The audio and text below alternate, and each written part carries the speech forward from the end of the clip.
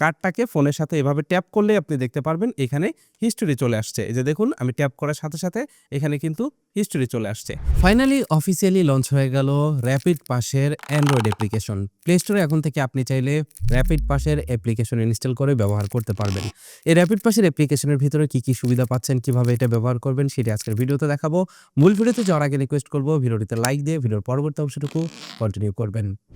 ওকে, শুরুতে আপনি যেটা করবেন আপনার হাতে থাকা মোবাইল ফোন থেকে চলে যাবেন গুগলের প্লে স্টোরে। প্লে স্টোরে আসার পর এখানে সার্চ বার রয়েছে, সার্চ বার আপনি সার্চ করবেন র‍্যাপিড পাস লিখে।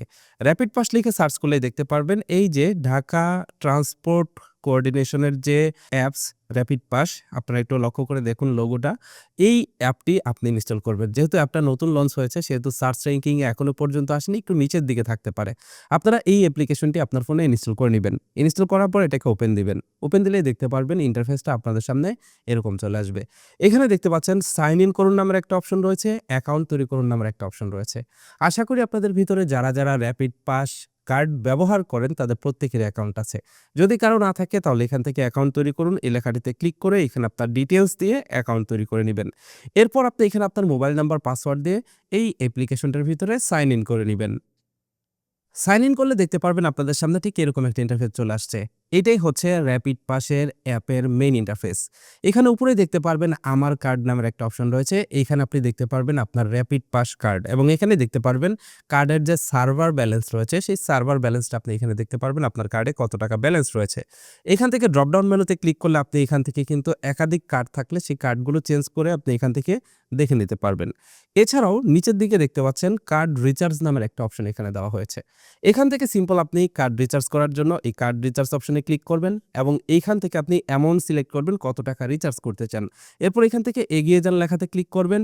এগিয়ে যান লেখাতে ক্লিক করলে দেখতে পারবেন এখানে পেমেন্ট গেটওয়ে চলে আসছে। এবার এখান থেকে মোবাইল ব্যাংকিং সার্ভিস, কার্ড অথবা ইন্টারনেট ব্যাংকিং যেকোনো একটা সিলেক্ট করে আপনি পেমেন্ট করে দিবেন। তো এক্ষেত্রে আমি মোবাইল ব্যাংকিং সার্ভিস বিকাশ ব্যবহার করতেছি। এখান থেকে পেতে ক্লিক করলাম। এবার দেখতে পাচ্ছেন এখানে বিকাশের গেটওয়ে চলে আসছে। এখানে আপনি বিকাশ নাম্বারটি দিবেন এবং কনফার্ম লেখাতে প্রেস করবেন। তাহলে দেখতে পারবেন সেই ফোনে একটা ওটিপি চলে গেছে। ওটিপি দিয়ে এখান থেকে কনফার্ম লেখাতে প্রেস করবেন এবং এখানে বিকাশের পিন নাম্বারটা দিয়ে দিবেন। পিন নাম্বার দিয়ে কনফার্ম লেখাতে ক্লিক করবেন। কনফার্ম লেখাতে ক্লিক করলে দেখতে পারবেন ভেরিফিকেশন সাকসেসফুলি হয়ে যাবে এবং আপনার পেমেন্টটি কমপ্লিট হয়ে যাবে। দেখতে পাচ্ছেন এখানে পেমেন্ট কমপ্লিট হয়ে গেছে এবং দেখতে পাচ্ছেন পেমেন্ট সফল হয়েছে। আপনার পেমেন্ট সফলভাবে সম্পন্ন হয়েছে। এবার এবিএম এ কার্ডটি ট্যাপ করুন। তার মানে এবার আপনি স্টেশনে থাকা এবিএম এর ভিতরে আপনার কার্ডটি ট্যাপ করলেই কিন্তু রিচার্জ কমপ্লিট হয়ে যাবে। আগের মতো ওয়েবসাইটে গিয়ে কিন্তু আপনাকে আর হ্যাসেল পোহাতে হচ্ছে না, অ্যাপের মাধ্যমে খুব ফাস্ট আপনি রিচার্জ করতে পারতেছেন। এরপর দেখতে পাচ্ছেন নিচে রয়েছে নিয়মাবলী নামের একটা অপশন এবং প্রাপ্তি স্থান, আপনি কোথা থেকে কার্ড পাবেন সেগুলো এখান থেকে দেখতে পারবেন এবং তার নিচে দেখতে পাচ্ছেন র‍্যাপিড পাস সম্পর্কিত যে সম্প্রতি খবরগুলো রয়েছে সেই খবরগুলো আপনি কিন্তু এখানে দেখতে পারবেন। এছাড়াও এখানে দেখতে পাচ্ছেন ব্যালেন্স নামের একটা অপশন রয়েছে। এখান থেকে আপনি ব্যালেন্সে প্রেস করবেন। ব্যালেন্সে প্রেস করার পর এবার আপনার যে র‍্যাপিড পাসটা রয়েছে সেটাকে আপনি ফোনের সাথে ট্যাপ করে ধরবেন বা এখানে আপনার এনএফসি সাপোর্টেড যে ডিভাইস রয়েছে সেটাতে আপনি এভাবে ট্যাপ করে ধরবেন। ট্যাপ করে ধরলেই দেখতে পারবেন এখানে আপনার বর্তমান ব্যালেন্স এবং এখান থেকে আপনি ইউজেস হিস্ট্রিটা দেখতে পারবেন, কোথা থেকে কোথায় গিয়েছিলেন, কত টাকা রিচার্জ করেছেন, কত টাকা কাটছে, সকল কিছু কিন্তু আপনি এখান থেকেই দেখতে পারবেন। তবে এইটা কিন্তু শুধুমাত্র এনএফসি সাপোর্টেড ডিভাইসের ভিতরেই হবে। তার মানে আপনার ডিভাইসে যদি এনএফসি থাকে তাহলে আপনি জাস্ট এভাবে কার্ডটাকে ফোনের সাথে এভাবে ট্যাপ করলেই আপনি দেখতে পারবেন এখানে হিস্টোরি চলে আসছে। এই যে দেখুন আমি ট্যাপ করার সাথে সাথে এখানে কিন্তু হিস্টোরি চলে আসছে।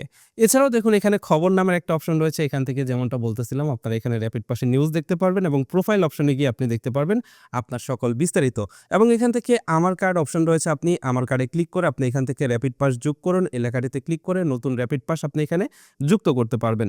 এছাড়াও এখানে সেটিংস রয়েছে, সাইন আউটের অপশন রয়েছে, এগুলো তো প্রত্যেকটা অ্যাপ্লিকেশনের ভিতরেই থাকে।